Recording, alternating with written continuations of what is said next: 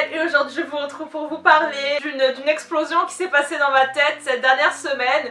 J'ai lu une trilogie qui a totalement révolutionné ce que je pensais de cet auteur et ce que je pensais de cet univers-là. Et maintenant je suis une fan, je suis accro alors qu'il y a 2 mois je disais que c'était de la merde. Donc j'ai décidé de faire cette vidéo histoire de laisser un souvenir et de me prouver à moi-même qu'on change toujours d'avis et qu'il ne faut pas parler trop vite. Je vais vous parler de la saga The Dark Artifices de Cassandra Clare, aussi connue sous le nom de Renaissance. Est-ce que vous voyez la tête de cette meuf là qui n'en peut plus? J'ai trop de choses à dire, j'ai trop de choses que j'ai envie d'exprimer. Je pleure, tout va bien. C'est une blague? J'ai été subjuguée parce que c'était génial, c'était vraiment génial et je me suis dit mais je suis con, genre je suis vraiment con de m'être basée sur une saga de 2012 d'une autrice pour me dire que je n'aimais pas son style. Elle a énormément évolué et puis moi ce que j'ai adoré, je peux pas arrêter de sourire, regardez. J'ai réalisé à quel point ces personnages étaient bien faits. Tous les personnages qu'elle a créés ne sont pas des clichés, dans le sens il n'y a pas le mec dark, ténébreux, méchant, le mec drôle qui n'est pas sérieux, la meuf un peu superficielle qui se la pète. Vous voyez des fois dans les livres on a des personnages qui sont mais pile poil ces clichés et du coup c'est très facile de les identifier, de dire ah ben elle c'est la meuf comme ci, lui c'est le mec comme ça. Là genre en fait j'étais perturbée parce que je n'arrivais pas à mettre dans des cases les personnages. C'est pour vous dire à quel point ils étaient complexes et à quel point ils avaient des facettes différentes. Ah oh, waouh. Ça m'a pris quand même 4 jours pour vous dire. C'est autant beaucoup et autant peu. 4 jours pour lire, je pense 2000-3000 pages. Parce que pour vous dire, le tome 1 est gigantesque, le tome 2 est titanesque et le tome 3 était tellement énorme que la France l'a coupé en 2. Parce qu'en fait, je n'arrivais plus à m'arrêter. J'étais enfermée dans ce monde et j'étais obligée de lire. Vous avez vu certaines de mes réactions en live sur Instagram, mais en fait j'ai eu beaucoup trop de réactions. Donc j'ai littéralement adoré. J'ai adoré. Ça m'a tellement réconciliée avec la plume de Cassandra Clare. T'étais folle de dire que le monde des Shadowhunters c'était de la merde. C'est le meilleur fandom qui existe. En fait, le truc qui est génial, c'est que quand tes histoires elles sont à ce point imbriquées les unes dans les autres, tout le monde connaît tout le monde. Et donc ça veut dire que des fois le mec il va parler de son ancêtre et toi tu connais l'histoire de son ancêtre et du coup t'es encore plus investi parce que tu sais d'où il vient, tu sais ce que ses parents ont vécu, tu sais ce qui se passe à l'autre bout de l'océan parce que c'est l'institut de New York, de Londres, de je ne sais qui, tu traînes des bagages, tu traînes des backstories parce que tout le monde sait ce qui s'est passé chez leurs parents, chez leurs ancêtres et du coup ça renforce encore plus les relations qu'ils ont entre eux parce qu'ils savent que c'est pas juste la relation qu'ils ont entre eux à l'heure d'aujourd'hui, à leur âge, non. Il y a aussi tout ce qui s'est passé avant eux qui entre en jeu et t'as toujours les parents qui les regardent en mode ah là là, vous allez vivre ce que nous on a vécu. Si jamais vous pensez que Cassandra Clare n'est pas une autrice pour vous, que c'est une autrice trop immature, que ses livres sont trop pour les petits, qu'elle écrit du young adult un petit peu trop ridicule, tout ça va être effacé par cette saga-là qui vous prouve le contraire, page après page. Si vous croyez que Cassandra Clare c'est The Mortal Instrument, vous avez tout faux. Vous avez tout faux. Cassandra Clare, en fait c'est bien plus que ça. Et en lisant cette trilogie-là, j'ai réalisé à quel point elle était au top niveau. Elle était au top niveau en fait. Cassandra Clare, elle fait partie des déesses de ce monde. J'ai été cette meuf qui a dit Cassandra Clare c'est pour les petits, j'ai envie de lire du contenu plus mature. Et j'ai été cette meuf qui me suis pris 3 claques en lisant cette trilogie-là parce qu'en fait c'était... rien n'était plus mature que ça. Voilà. Et dernier point bonus, c'est la diversité. Je n'ai jamais, je dis bien jamais lu un livre dans lequel la diversité était aussi bien amenée, aussi bien dans l'histoire, aussi bien faite. On a presque tous les personnages qui ont un trait de diversité. Et c'est pas là pour faire catalogue, ça, t'as pas l'impression que c'est un catalogue. Vraiment, en fait, tu t'émerveilles à chaque page parce que chaque personnage a sa particularité. Et c'est bien fait, c'est bien expliqué, c'est pas, c'est pas montré du doigt en mode oh t'as vu nanani nanana. Non, c'est vraiment, ça fait partie intégrante de l'histoire et donc bravo pour ça. Et c'est là en fait que je réalise que Cassandra Clare, elle a été la toute première à faire de la diversité. Peut-être que je me trompe, hein, mais La Cité des Ténèbres, donc le tome 1 de The Mortal Instruments, et ben c'était, il est sorti, attendez, je veux checker un truc là. Ce livre là est sorti en 2008 et il y avait déjà un couple MM à l'intérieur. Cassandra Clare, elle a été, je pense, la pionnière de vraiment la diversité dans ce sens là. Pour vous dire un petit peu tout ce qu'on a dans ce livre là, on a énormément donc de LGBTisme, si je peux dire ça comme ça. On a des personnes qui sont homosexuelles, des personnes qui sont bisexuelles, des personnes qui sont tout simplement queer et on sait pas trop, mais voilà. On a des personnes dans le spectre de la sexualité, ce qui est génialissime d'avoir cette représentation de la transsexualité. Je sais pas trop si c'est transgenre ou transsexuel, vous me direz. Enfin bref, il y a toutes les couleurs de cheveux du monde. Enfin, on a aussi des personnes qui sont dans le spectre de l'autisme. On a énormément de personnes qui ont des ethnicités différentes. Et je dirais une dernière chose en ce qui concerne la diversité. Le truc qui, je pense, a fait monter d'un cran mon respect pour Cassandra Clare. Polyamour, les amis. Relation polyamoureuse. Et je ferai une dernière petite révérence à Cassandra Clare pour avoir mélangé l'autisme et la demisexualité dans cette trilogie-là. Je me retire. Merci, au revoir. Cette trilogie-là est considérée, je crois, comme young adult. Mais laissez-moi vous dire que c'est du young adult très satisfaisant en termes de petites scènes olé olé. Ce n'est pas le young adult très prude, c'est le young adult libéré délivré. Dans cette trilogie là, nous suivons l'institut de Los Angeles avec donc le personnage principal de Emma Carstairs. Elle est orpheline, ses parents ont été assassinés et elle cherche donc qu'est-ce qui a bien pu se passer puisque personne ne semble vraiment mener une enquête et donc elle mène son enquête de son côté parce qu'elle veut vraiment avoir la justice dans cette histoire. Mais elle cache un très gros secret parce que elle est absolument et totalement et à l'infini amoureuse de son parabataille.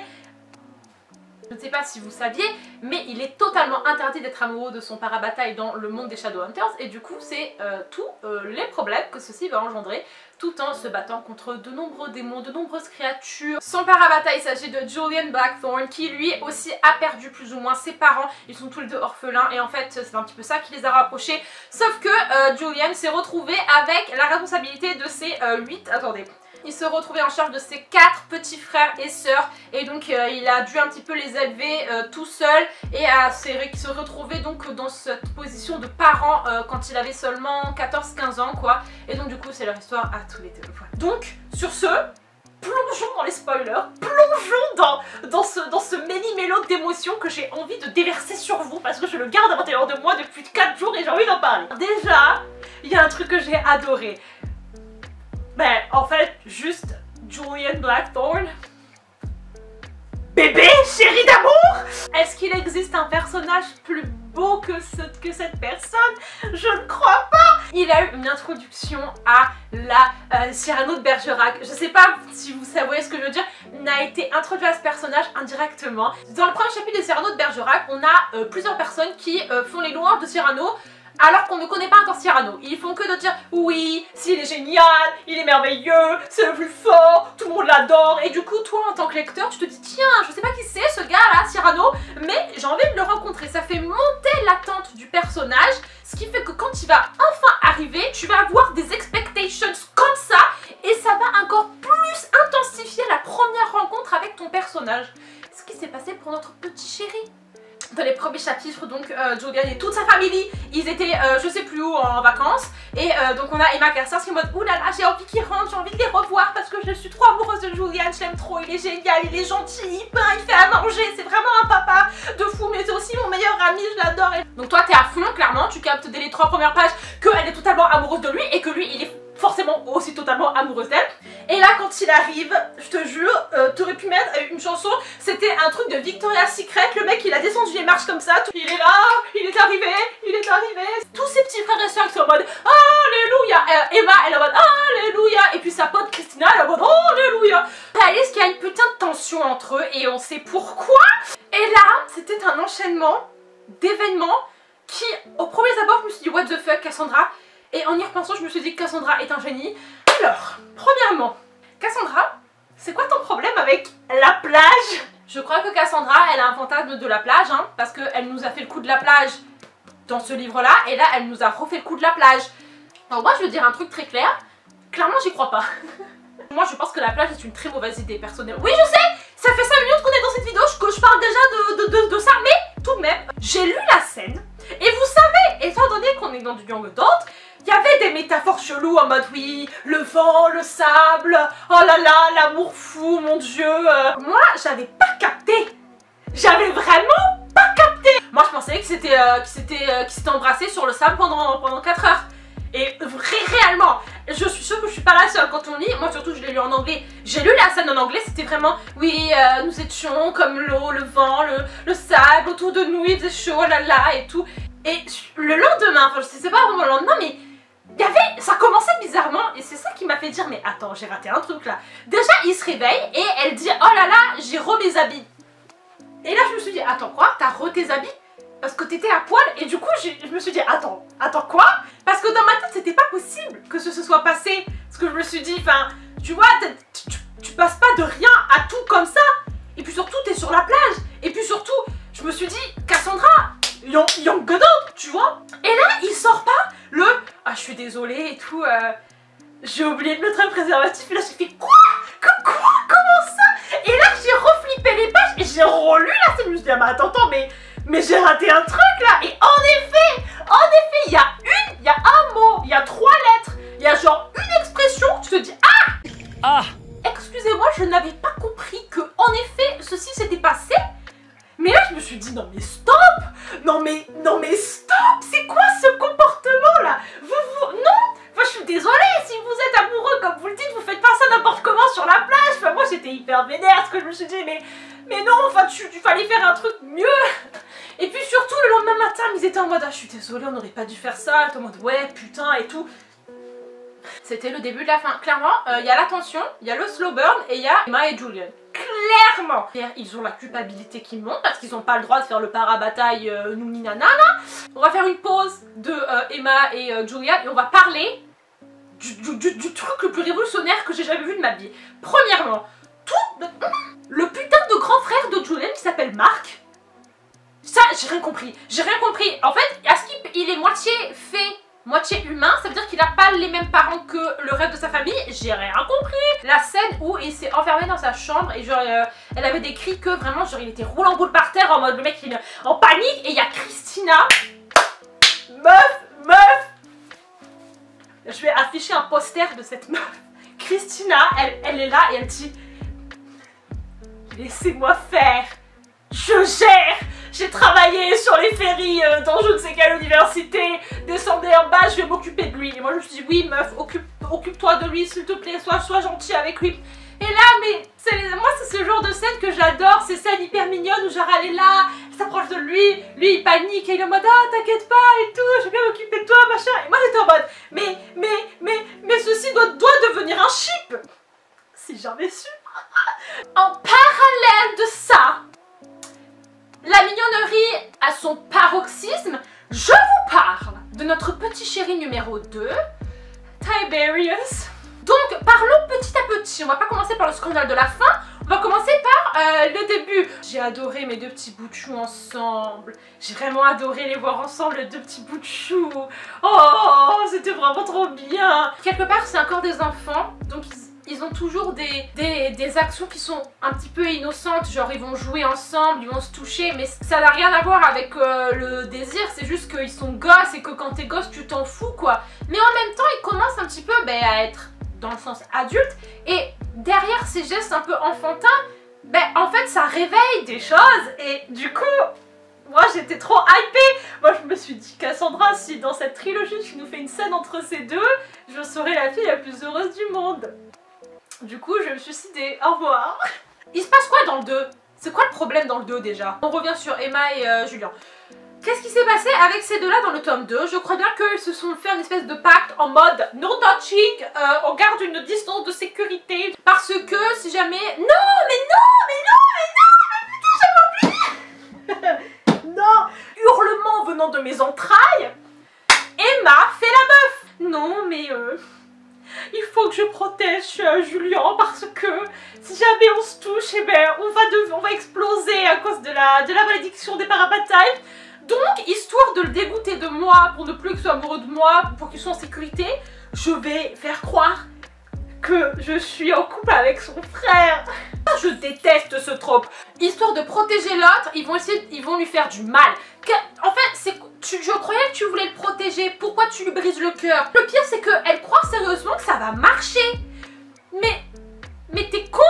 Évidemment que ça va finir par se savoir. Évidemment que ça va pas tenir. Donc pourquoi tu t'efforces à faire un truc qui ne va pas marcher? En plus, si ça fait du mal à tout le monde. C'était vraiment les moments où moi je me tapais la tête contre le mur. Et puis, tout le monde va chez les fées. Et là, la soirée peut enfin commencer. Marc danse avec Christina. Christina embrasse Marc. Marc dit à Christina que c'est pas vrai pour son couple. Christina lui dit qu'elle était évidemment au courant, mais c'est parce que Julien est amoureuse de Emma. Marc ne savait pas que Julien était amoureuse de Emma. Du coup, il se dit merde, mais moi je voulais pas faire du mal à mon frère. T'es con, c'était... Enfin, évidemment que ça allait lui faire du mal. Enfin bref. Du coup, Marc va voir Emma pour lui dire faut qu'on arrête, j'ai pas envie de faire du mal à mon frère. Entre-temps, Julien a embrassé une fausse Emma version fée. Et puis, dans ce putain d'apocalypse chez les fées, il y a putain de Kieran qui arrive. Et là, j'ai décédé, j'étais morte. Kieran, c'est qui?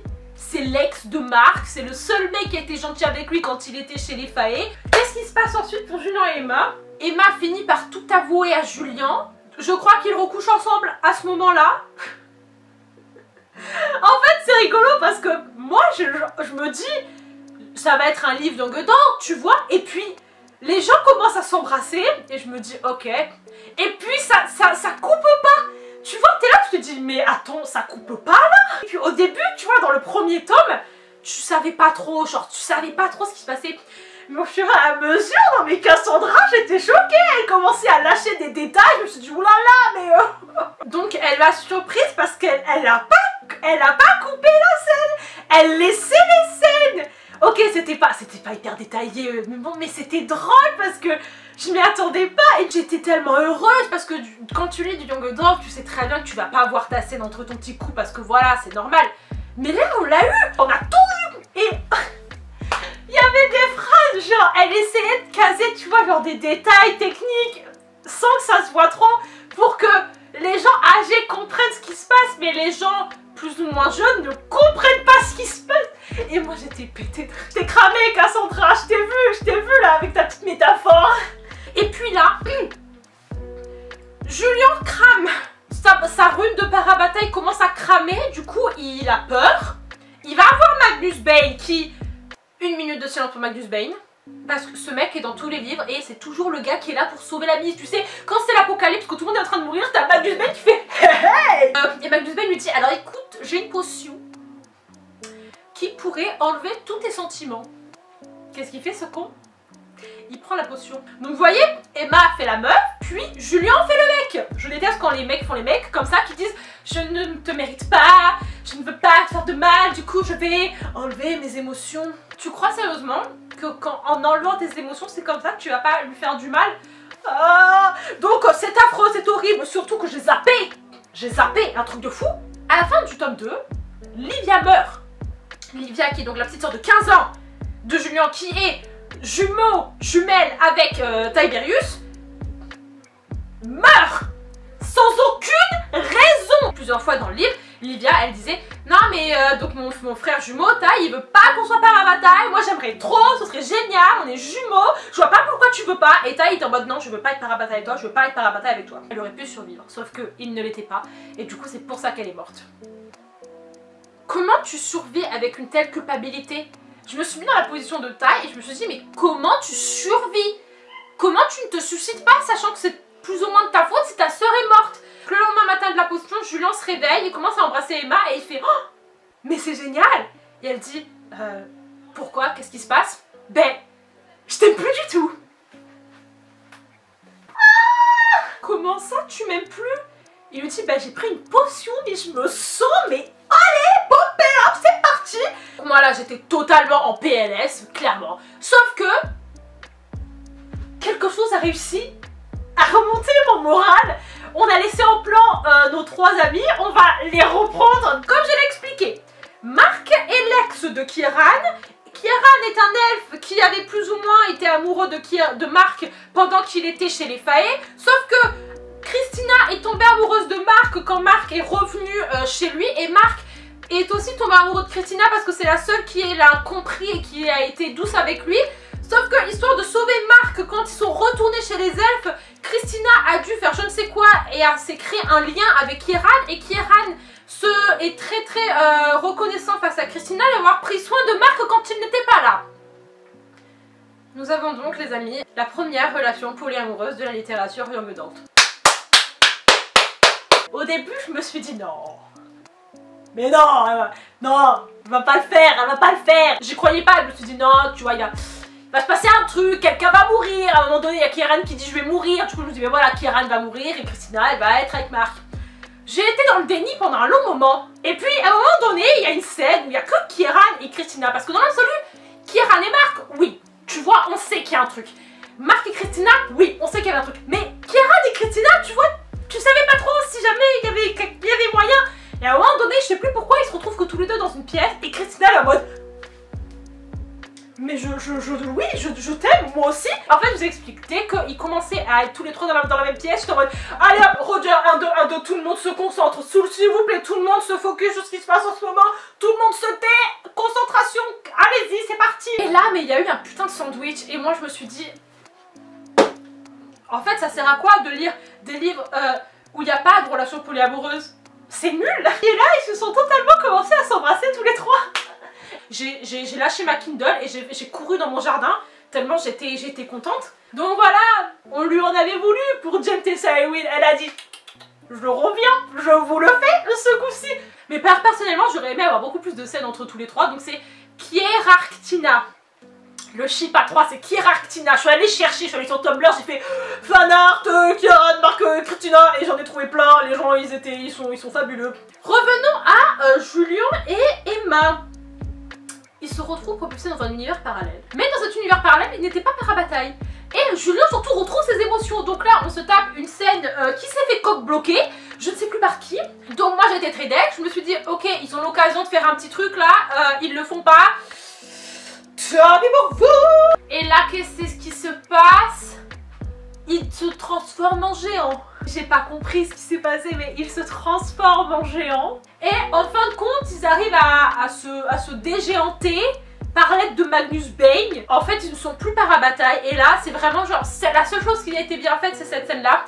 Quand ils se réveillent et qu'ils réalisent qu'ils sont plus parabataille, ils perdent pas de temps. Ils font poussez-vous, poussez-vous. Ah, et en fait, ils se sautent dans les bras et ils partent faire leurs affaires. Et voilà, donc ils ont pas perdu de temps. Et ça, moi, je les respecte.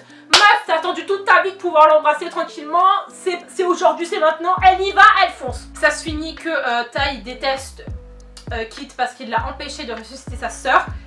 Et du coup, Kit se retrouve devenir l'enfant adoptif de Tessa et Jem. Tessa qui est re-enceinte. Alors quand j'ai appris ça, j'ai fait attends quoi? T'es en train de me dire que ton gosse sera l'arrière-arrière-arrière-arrière-tante de quelqu'un qui est déjà mort. Et Ty, de son côté, il se réveille, je sais plus pourquoi, et il dit il est où Kit? Il est où? Et on lui dit bah il est parti. Et il a dit mais il est parti sans me dire au revoir. Et il lui dit bah oui.